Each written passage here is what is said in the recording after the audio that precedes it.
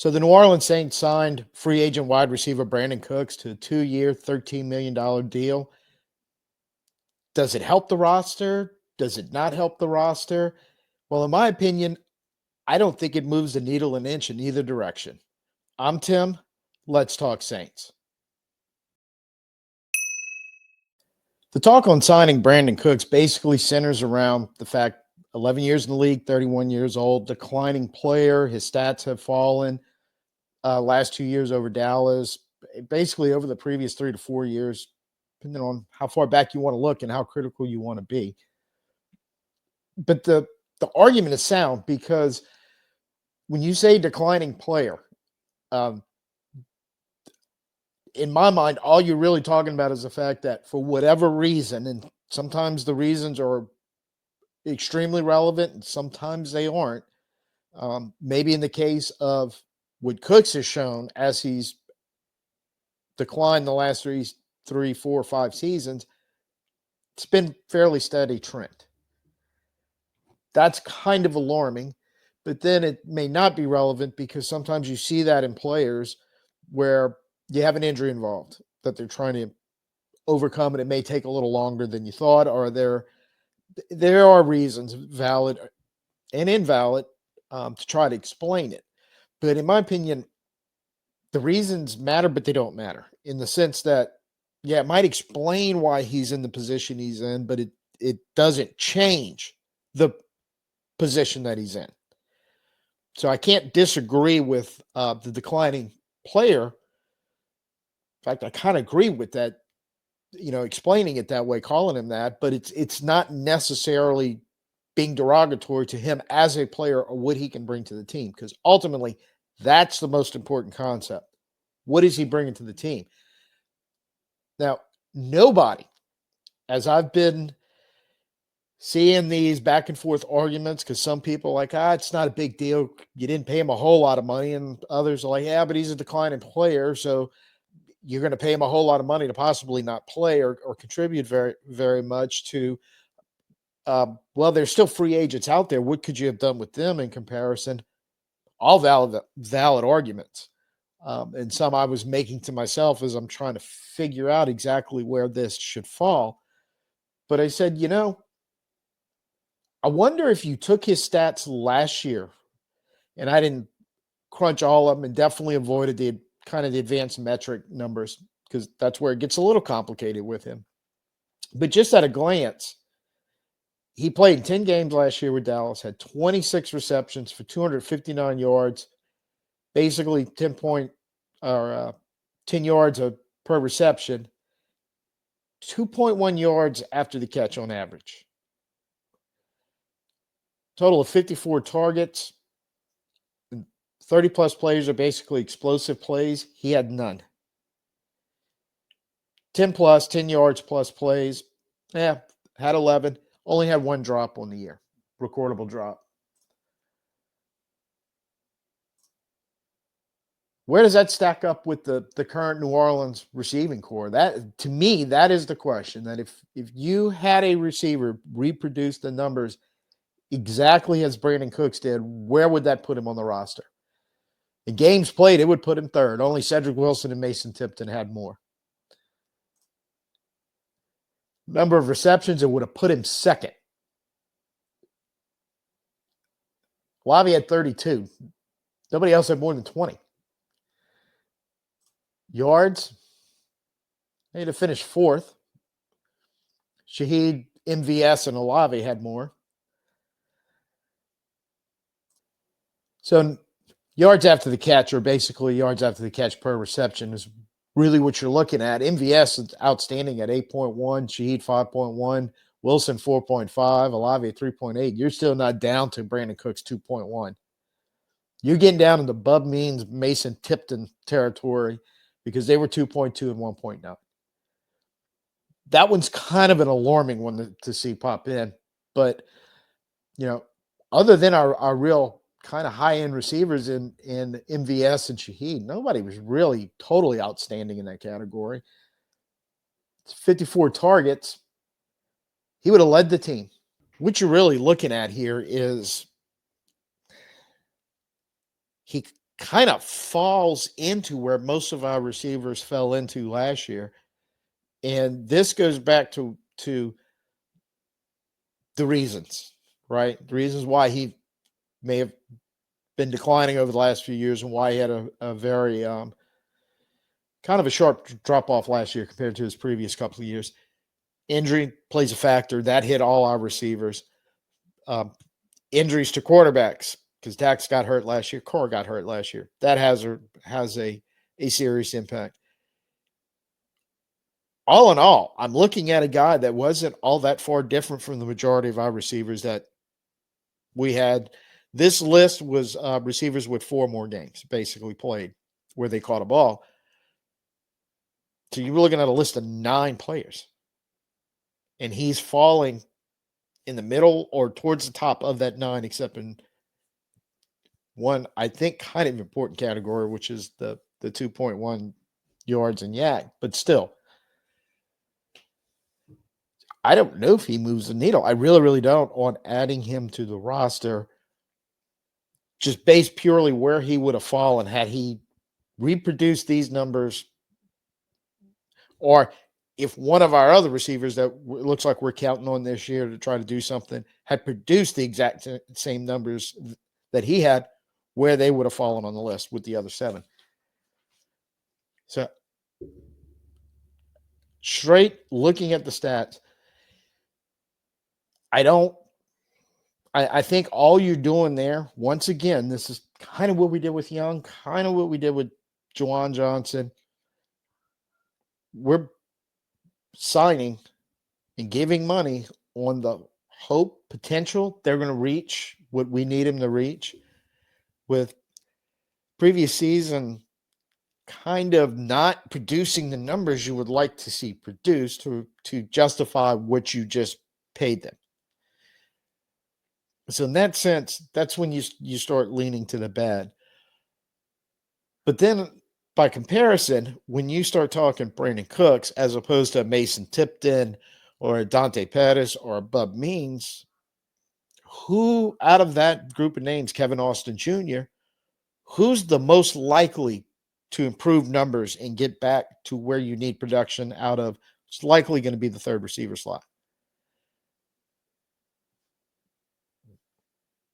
You said Cooks. I mean, I think you would be going, well, he's got the most track record because most of them don't. I'll throw Cedric Wilson's name into that list too. Most of them don't based on last year. And the veterans, some of them are rookies, and maybe that's the reason, but some of the veterans, none of them. And like you think about Wilson and Pettis, they've been around almost or as long as Cooks. I don't know if you combine the 2 of them's career, if they even approach what he's done. So is the gamble worth it? You got to get better at this spot. You didn't get Cooper Kupp. Now, this is why I think it's a bad signing, because I think we have to have the most important conversation on this deal. You were in the hunt for Cooper Kupp at $15 million a year. You've got over $30 million stacked up, waiting to spend. I would think, I cannot 100% for sure bet, I wouldn't bet money on this, but I would think Brandin Cooks' market right now, I'm finding it hard to believe it was $13 million, $6.5 million for 2 years. And then I'm looking at Amari Cooper still floating out there, and Keenan Allen is floating out there, in the sense of, especially Allen gives you kind of that bigger receiver that we're kind of needing to add to this roster. Cooper not as big as and strong physical as Allen, but definitely more so than Cooks, kind of in the middle. And even that would be somewhat of an improvement to this roster. Whereas you went and got Cooks, who's just very similar to the 2 guys you're counting on. And more so like Shaheed. He's more of a Shaheed type receiver, but still he can do some of the stuff that Olave does just as well, and about the same size. That's why it doesn't make sense in that regard, especially since you were willing to go get a guy like Cooper Kupp, but you're coming up short on the next couple of names. And you may be able to afford them because you apparently couldn't afford Cup. Now, the money is a big part of it, but the other thing is, what message are you really sending? Because initially, back all the way before the combine started, roughly 3 or 4 days before the combine opened in Indy, we got the news. Carr was coming back. They were going to work something out with him. What ultimately worked out to be him. They gave him the whole $30 million guaranteed chunk they were talking about. They gave it to him in a restructure. We were rolling it back. We were going to, make it. I can't look his quote was, I can't look these guys in the eyes in the locker room and not give them a chance to compete. Just sending that all-in message. You started out hot with a really good trade as far as the value the Saints got for what they gave up in a player they desperately needed, which is a big guy that could play the nose in a 3-4 as well as other positions along the line that excels in stopping the run. Good start. Reed was a good signing at the money involved. You've kind of gotten off the reservation a little bit since then. You're still spending some money. I don't know if you're spending it wisely where you're spending it. And I think Cooks definitely falls in that category. When there's still some players available out there, you could have spent as much as you spent on, or in the case of bringing back Juwan Johnson and not giving Evan Ingram a shot, actually signing a guy for more when you had a better, looks like cheaper for what Denver's paying him, option still sitting out there. Looking at it in that context, look, if somebody else wanted to pay Brandin Cooks $13 million over 2 years, I'd have been like, let him. It's okay. There's still some guys out there. And their value is likely to, their asking price is liable to, closer you get to the draft, go down. And the more some of these guys get signed and you're running out of names, the value is going to go down a little bit. But when there's only a couple left, think of Justin Simmons last year when he was basically the only safety left on the board. He waited it out. And he got a bigger contract than the guys that were signing in front of him. So you're playing a dangerous game here if you still want to tap back into that wide receiver free agent market and grab another one. It doesn't make sense in the overall context of what you're trying to do. It maybe makes sense if that's it, we're done with signing wide receivers. And looking at the numbers of what you got last year, who you had available, plus your two top guys coming off injuries, it looks like they'll both be okay, but still it's still a question mark because they're coming both of them off major injuries. I don't think you gave yourself as much security as you were hoping to get for as much money as you're paying for that security blanket. I don't mean any disrespect in the sense Brandin Cooks has had an elite career, but just looking at our wide receiver room, assuming Olave and Shaheed are both healthy and ready to go this year, everybody after that, as the numbers kind of show in a weird sort of way, they're basically all the same guy. We just added another guy for $6.5 million a year for 2 years. Kind of wrap it up, put a bow on it, call it a conclusion, whatever you want. I look at this move and I feel like we're just adding another receiver on paper right now. That's exactly like the large chunk of our receiving core was last year. The one guy, and I'm feeling more strongly about this now that we've made this signing with Cooks, is we never should have let, talking about guys we let get out the building, MVS at $5.5 million for 1 year, would he sign with Seattle? I feel like if we'd have paid him $6.5 million for 1 year to stay here and instead of Cooks, we'd be in much better shape.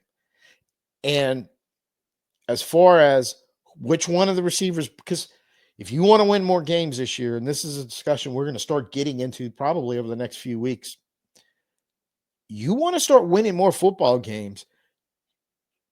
These guys on the roster, you can no longer have them looking past the results. When they need to show up and put results on the field. So if Cooks recovers his form, just a couple of seasons ago, he's probably going to outpace these guys in production and the ability to help the team win. But overall, I just feel like, as I mentioned, we don't know what the plan is. It's feeling more and more like there isn't a coherent one right now.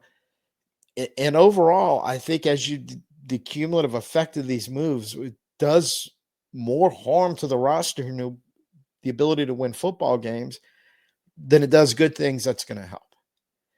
And it's souring me more and more in the front office going, guys, come on. And it's getting to the point where if you want to try to win 9 games or more, and that's what you're going to need to win the division, to make the playoffs. Well, now I think you just at the point you're going to have to roll in at the end of April, beginning of May, and have a 2017 type draft to close this thing out and try to get to where you want to go 9, 10, 11 wins, take the division away from Tampa. Because right now, I think that our division is Tampa Bay's division until somebody else can beat them and knock them out of that number 1 spot. And I just don't think we have the roster or the ability to do it. Not in 2025. So thank you for joining today. If you like what you saw, you know the drill. Please give me a thumbs up, give me a like, share, subscribe, the whole 9 yards. Make the algorithm happy. And like I said, we're going to be looking kind of overall at the roster where it's sitting now, because I don't think there's going to be a whole lot of activity left in free agency. They could still surprise us. They're sitting on a stockpile of money. They may be able to go get somebody to bring in that does move the needle on the roster. But looking at available free agents and position of needs, we kind of still have to address. I don't really know who that player is right now, so I'm not expecting to see it. To be perfectly honest and perfectly blunt, I think we're kind of done right now, and I think now all our eggs are going to be in the draft basket, so to speak. So that's what I got right now. We will be coming back. Talk of possibly signing an offensive lineman who I've looked into a little bit, and it's another one. I don't know if it's going to really move the needle for me, but he's coming in. Redun's a Tennessee guard is supposedly coming in this week for a visit. So that'll probably be the hot topic of news we're waiting on to see if we got a little more help for offensive line. And like I said, I'm not really sure if he will be or won't be. So when we get some news on that, we'll definitely be here to talk about it. So till I see you then, I'm Tim. Peace out, and who dat?